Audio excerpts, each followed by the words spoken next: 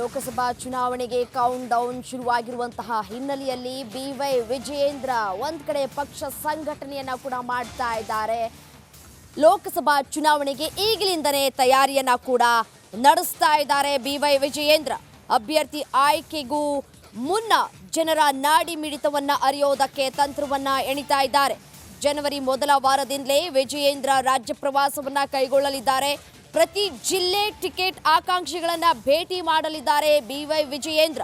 ಇದೇ ವಾರದಲ್ಲೇ ವಿಜಯೇಂದ್ರ ಪ್ರವಾಸದ ವೇಳಾಪಟ್ಟಿ ಕೂಡ ಸಿದ್ಧ ಆಗುತ್ತೆ. ಯಡಿಯೂರಪ್ಪ ಸಲಹೆ ಮೇರೆಗೆ ವಿಜಯೇಂದ್ರ ರಾಜ್ಯ ಪ್ರವಾಸವನ್ನ ಕೂಡ ಕೈಗೊಳ್ಳಲಿದ್ದಾರೆ. ಲೋಕಸಭಾ ಚುನಾವಣೆಗೆ ವಿಜಯೇಂದ್ರ ತಾಲೀಮನ್ನ ನಡೆಸ್ತಾ ಇದ್ದಾರೆ.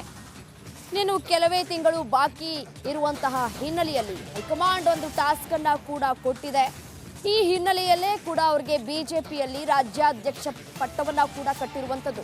28 ಸ್ಥಾನವನ್ನ ಗೆಲ್ಲುವ ಟಾರ್ಗೆಟ್ ಅನ್ನ ಕೂಡ ಇಟ್ಕೊಂಡಿದ್ದಾರೆ ಬಿವೈ ವಿಜಯೇಂದ್ರ. ಈ ಹಿನ್ನೆಲೆಯಲ್ಲಿ ಅಭ್ಯರ್ಥಿ ಆಯ್ಕೆ ಮುನ್ನ ಜನರ ನಾಡಿ ಮಿಡಿತ ಅರಿಯೋದಕ್ಕೆ ತಂತ್ರವನ್ನ ಎಣಿತಾ ಇದ್ದಾರೆ.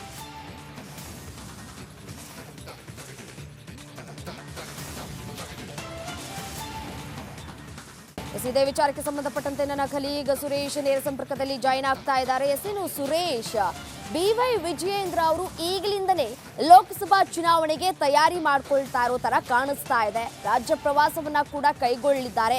ಯಾವಾಗಿನಿಂದ ಕೈಗೊಳ್ತಾರೆ, ಡೀಟೇಲ್ಸ್ ಕೊಡ್ತಾ ಹೋಗೋದಾದ್ರೆ ಸುರೇಶ್.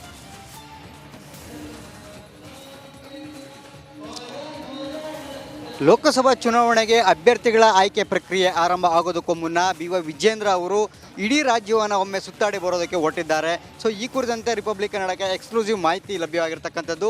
32 ಜಿಲ್ಲೆಗಳಿಗೂ ಕೂಡ ಬಿವೈ ವಿಜಯೇಂದ್ರ ಅವರು ಪ್ರವಾಸವನ್ನು ಕೈಗೊಂಡು ಅಲ್ಲಿಯ ಜನರ ನಾಡಿ ಮಿಡಿತವನ್ನು ಅರಿಯೋದಕ್ಕೆ ಮುಂದಾಗಿರ್ತಕ್ಕಂಥದ್ದು. ಸೊ ಈ ಮೂಲಕ ಮುಂದಿನ ಲೋಕಸಭಾ ಚುನಾವಣೆಗೆ ಬೇಕಾದಂತಹ ಒಂದಷ್ಟು ರಾಜಕೀಯ ಲೆಕ್ಕಾಚಾರಗಳು, ಸ್ಟ್ರಾಟಜಿಗಳನ್ನು ರೂಪಿಸೋದಕ್ಕೆ ಅನುಕೂಲ ಆಗುತ್ತೆ ಅಂತಕ್ಕಂಥದ್ದು ಬಿವೈ ವಿಜಯೇಂದ್ರ ಅವರ ಲೆಕ್ಕಾಚಾರ.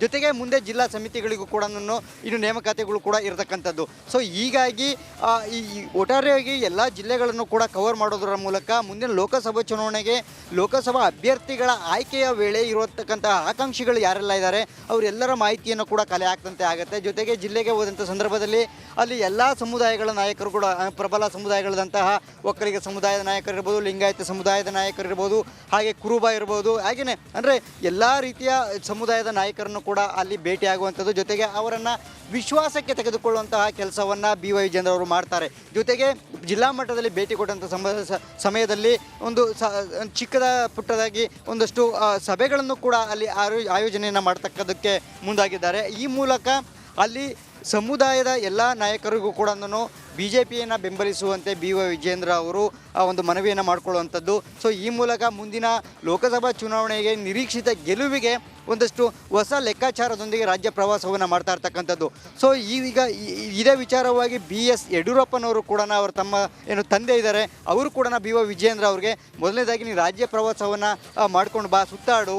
ಸೊ ನಿನಗೆ ಒಂದಷ್ಟು ರಾಜಕೀಯ ಅನುಭವಗಳಾಗತ್ತೆ, ಎಲ್ಲ ಜಿಲ್ಲೆಗಳಿರ್ತಕ್ಕಂಥ ಭೌಗೋಳಿಕ ಪ್ರದೇಶಗಳ ಒಂದಷ್ಟು ವಾಸ್ತವ ಸ್ಥಿತಿ ತಿಳಿಯುತ್ತೆ, ರಾಜಕೀಯ ಸ್ಥಿತಿಗಳು ತಿಳಿಯುತ್ತೆ.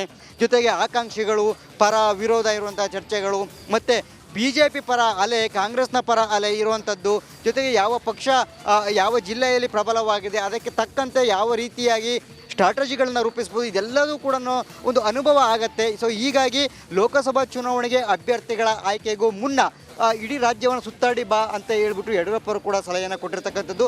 ಸೊ ಈ ನಿಟ್ಟಿನಲ್ಲಿ ತಂದೆಯವರ ಆದೇಶದಂತೆ, ಸೂಚನೆಯಂತೆ ಬಿವೈ ವಿಜಯೇಂದ್ರ ಅವರು ಇಡೀ ರಾಜ್ಯವನ್ನು ಸುತ್ತಾಡೋದಕ್ಕೆ ಹೊರಟಿರ್ತಕ್ಕಂಥದ್ದು. ಸೊ ಈ ಮೂಲಕ ಮುಂದಿನ ಲೋಕಸಭಾ ಚುನಾವಣೆಯ ಗೆಲುವಿಗೆ, ಒಂದು ನಿರೀಕ್ಷಿತ ಗೆಲುವಿಗೆ ಒಂದು ಹೊಸ ಲೆಕ್ಕಾಚಾರಗಳನ್ನು ಮಾಡೋದಕ್ಕೆ ಮತ್ತು ಲೋಕಸಭಾ ಚುನಾವಣೆಯ ಒಂದು ತಂತ್ರಗಾರಿಕೆಗಳನ್ನು ಎಣೆಯೋದಕ್ಕೆ ಸೊ ಈ ಒಂದು ಪ್ರವಾಸ ಭಾಳ ಅನುಕೂಲ ಆಗತ್ತೆ ಅಂತಕ್ಕಂಥದ್ದು ಬಿವೈ ವಿಜಯೇಂದ್ರ ಅವರ ಒಂದು ಪ್ಲ್ಯಾನ್ ಆಗಿರ್ತಕ್ಕಂಥದ್ದು.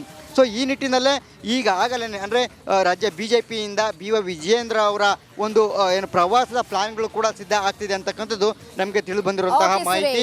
ಮುಂದಿನ ವಾರದಿಂದಲೇ ಅಂದರೆ ಜನವರಿ ಮೊದಲ ವಾರದಿಂದಲೇ, ಮೊದಲ ಭಾಗದಿಂದಲೇ ರಾಜ್ಯ ಪ್ರವಾಸಕ್ಕೆ ಹೊರಡ್ತಾ ಇದ್ದಾರೆ. ಪ್ರತಿ ವಾರಕ್ಕೂ ಕೂಡ 1 ಅಥವಾ 2 ಜಿಲ್ಲೆಗಳನ್ನು ಕವರ್ ಮಾಡೋದಕ್ಕೆ ಮುಂದೆ.